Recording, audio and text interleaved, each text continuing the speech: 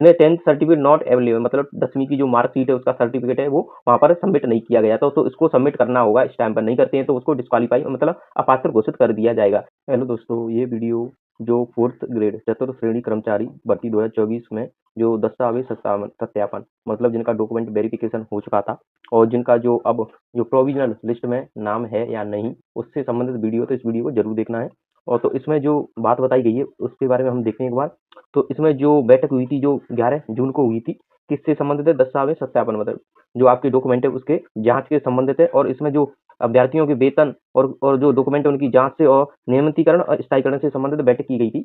तो इसमें जो बैठक हुई थी ऑनलाइन कॉन्फ्रेंस के द्वारा की गई थी। तो इसमें हम यहाँ पर देखते हैं मेन एजेंडा क्या था, इसमें मुख्य बात क्या थी। तो इसमें जो पहला पॉइंट है उसमें दे रखा है चतुर्थ श्रेणी कर्मचारी भर्ती 2024 के दस्तावेज सत्यापन के अंतर्गत बकाया प्रकरणों, बकाया जैसे कि प्रोविजनल में होते हैं, जैसे किसी व्यक्ति का डॉक्यूमेंट में कोई कमी रह जाती है या फिर किसी ने सर्टिफिकेट नहीं लगाया है कोई, तो उन व्यक्तियों को दस्तावेज सत्यापनों के सत्यापन के पश्चात उनके समय टिप्पणियां अंकित करने, दिव्यांग उत्कर्ष खिलाड़ी श्रेणी के प्रकरणों के संबंधित अन्य कठिनाइयों के संबंधित चर्चा, मतलब इससे संबंधित जो बैठक की गई है कि किस व्यक्ति के जो डॉक्यूमेंट है दस्तावेज है उनमें कमी रही है, या उनको जो पीएच कैंडिडेट है या उत्कर्ष खिलाड़ी हैं उनके जो सर्टिफिकेट होते हैं, पीएच के सर्टिफिकेट होते हैं, और उनका जो मेडिकल रिपोर्ट कहाँ तक पहुंची है, कितनी कंप्लीट हो चुकी है, इससे संबंधित ये कॉन्फ्रेंस हुई है मतलब। और इसमें और हम समझते हैं तो जो 4th ग्रेड में जो प्रोविजनल मामले हैं उनके निस्तारण के लिए चूरू मंडल ने के द्वारा टीम गठन कर दिया गया। मतलब इसके जो डेट है वो 13 से 16 जून तक है, उसकी जो टीम है वो गठित हो गई है। अब जो व्यक्तियों की जिनके जो कमी रह गई है प्रोविजनल में, तो उनके जो पास मैसेज आएंगे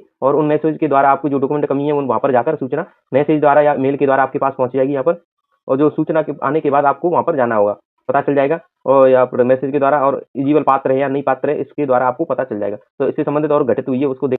तो जो चूरू मंडल है उसमें जो चतुर्थ श्रेणी की है उसके द्वारा जो गठित की गई है कमेटी या अधिकारियों के तो दल है, तो उसमें जांच दल या सत्यापन दल 16 ये 13/6/2026 से, मतलब इसमें 13 जून से लेकर 10 सत्यापन के लिए गोपी राम गोयनका राजकीय उच्च माध्यमिक विद्यालय चूरू में उपस्थित होकर सुनिश्चित करें। मतलब 13 तारीख से जिनको प्रोविजनल है स्टूडेंट, उनके पास मैसेज आया है या मेल आया है, उन्हीं स्टूडेंटों को वहाँ पर चूरू मंडल के हैं उनको जाना पड़ेगा। तो इससे संबंधित जो टीम है वो गठित हो गई है। आप यहाँ पर देख रहे हैं जो प्रिंसिपल इसमें जो नाम भी लिखे, उनके नंबर भी लिखे हैं, सब कुछ इसमें दे रखा है। जो टीम इसकी गठित हो चुकी है, और इसमें देख रहे हैं हम ये पूरी कंप्लीट यहाँ पर टीम गठित हो चुकी है इसकी चूरू मंडल की। तो यहाँ पर चूरू मंडल में जो काम है सबसे पहले जल्दी से चालू हो गया है। अन्य मंडल की भी ये प्रोसेस चल रही है, उसकी भी ये काम जो प्रोविजनल है वो भी चालू हो। तो व्यक्तियों के पास कुछ इस प्रकार से मैसेज या मेल के द्वारा आपको सूचित किया जाएगा। तो ये एक स्टूडेंट का है जिसके पास जो मैसेज या मेल आया है, तो इसमें जो स्टूडेंट को बुलाया गया है वो 13 जून को बुलाया गया है। दस्तावेज पूर्ण करने का अंतिम अवसर प्रदान करने तथा जमा न करने पर अपात्र किए जाने की सूचना। मतलब इसमें सीधा सीधा है, आपको 13 जून को आपको वहाँ पर उपस्थित होना है, जो डॉक्यूमेंट में कमी है उनको पूर्ण करना होगा। इसके बाद आपको मौका नहीं मिलेगा। 16 इसकी लास्ट डेट रहेगी, 16 तक ये कंप्लीट हो जाएंगे। यदि आप उस टाइम पर नहीं कराते तो अपात्र घोषित कर दिए जाएंगे। तो इसमें जो डॉक्यूमेंट है उसकी भी यहाँ पर दे रखा है, आपके डॉक्यूमेंट में क्या कमी है और कब उपस्थित होना है और कहाँ पर होना है। तो इसमें दे रखा है एनओसी प्रस्तुत नहीं की गई है। मतलब जो स्टूडेंट है उसने डॉक्यूमेंट वेरिफिकेशन के टाइम पर जो कराया था, तो उस टाइम पर उसने एनओसी वहाँ पर सबमिट नहीं की थी, तो उसके पास अब टाइम है। आपको 13 जून को 10 बजे से व्यक्तिगत उपस्थित होना पड़ेगा, वहाँ पर एनओसी देनी पड़ेगी, तभी आप पात्र माने जाएंगे दस्तावेजों में। प्रोविजनल में यही रहता है, आपके पास जो कमी रहती है उनको आपको बता दिया जाता है ये कमी है। आपके पास मैसेज नहीं आएगा या मेल नहीं आए तो आप पात्र है, आपकी प्रोविजनल लिस्ट में नाम नहीं है, मतलब आप सही है, कोई दिक्कत नहीं है। तो इस प्रकार से ये न्यूज आई है किसी स्टूडेंट की है यहाँ पर। और देखते हैं हम, तो ये भर्ती पटवारी में जो 2025 में हुई है उसमें भी जो कैंडिडेट थे उनकी लिस्ट आई थी, प्रोविजनल लिस्ट, जिसमें से उनको डॉक्यूमेंट में जो कोई स्टूडेंट है डोमिसाइल सर्टिफिकेट में उसको मूल निवास सबमिट नहीं किया गया था, इसलिए उसको मूल निवास सबमिट करना होगा। और इसमें दे रखा है ओबीसी करेक्टर 3 ईयर ओल्ड, मतलब उसका जो जाति प्रमाण पत्र है ओल्ड लगा दिया गया है। और यहाँ पर भी अन्य भी इसमें से कैटेगरी में दे रखे हैं किसकी क्या कमी रही है।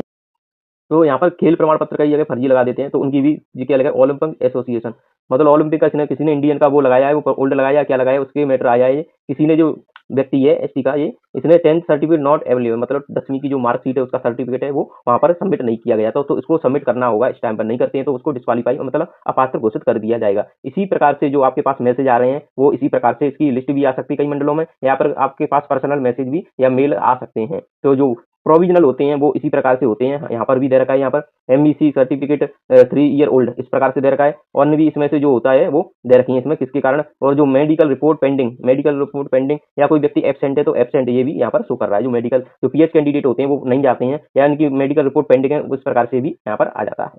जो 4th क्लास चतुर्थ श्रेणी की जो मेडिकल रिपोर्ट चल रही है उसकी हकीकत है, ये किसी ने ये सबमिट की है। वायरल किया मतलब, तो इसमें सच्चाई कितनी है, प्रशासन की मीठी बातें या सच्चाई? तो आप यहाँ पर देख रहे हैं, तो उसमें मैसेज भी इसमें दे रखे हैं। तो इसमें क्या कर रहे हैं, कोई मंडल में वहाँ पर अपना जाँच कराता है, तो वो रेफर कर रहे हैं। इसमें क्या कर रहे हैं, जैसे कि एएमएस एमडीएम एसएमएस भेजा जा रहा है, तो वहाँ से वहाँ पर भेजा जा रहा है, वहाँ पर क्या उपकरण उपलब्ध नहीं है, महीनों तक लंबी तो जाँच चल रही है, अभ्यर्थियों को चक्कर लगा रहे हैं, मतलब कोई चूरू मंडल का उसको जयपुर भेज रहे हैं, जयपुर में उसने डेट नहीं दी अभी तक, कब होगा कब नहीं होगा पता ही नहीं, या वहाँ पर उपकरण नहीं है, तो वहाँ पर आपकी डेट नहीं देगी आगे के लिए, 6 महीने 2 महीने 3 महीने के लिए आगे बढ़ा दिया। इसी प्रकार से सभी मंडलों का यही चल रहा है कि इस मंडल को उस मंडल में डाल दो, उस जगह भेज दो, वहाँ पर जाँच अभी कंप्लीट नहीं हो रही है। तो सरकार को इसको ध्यान रखना चाहिए कि जो पीएच कैंडिडेट है उनकी जल्दी से जल्दी इसकी जो प्रोसेस है उसको जल्दी से जल्दी किया जाए, जो स्लो चल रही है बहुत ही, इससे कि रिजल्ट है वो बहुत ही लेट आने की संभावना हो रही है। तो सरकार को इस पर सबसे ज़्यादा ध्यान देना चाहिए। क्यों एक जगह से दूसरी जगह रेफर कर रहे हैं, यदि रेफर कर रहे हैं तो उसको तुरंत ही डेट देके उस टाइम पर सही से उसका मेडिकल कराया जाए पीएच कैंडिडेट होगा। तो इससे संबंधित अन्य आपको जानकारी प्राप्त होती रहेंगी, तो हमारे चैनल को लाइक शेयर सब्सक्राइब जरूर करना। ऐसे एग्मी यूट्यूब चैनल पर आपका स्वागत। वीडियो को लाइक और शेयर जरूर करें। चैनल को सब्सक्राइब करना ना भूलें।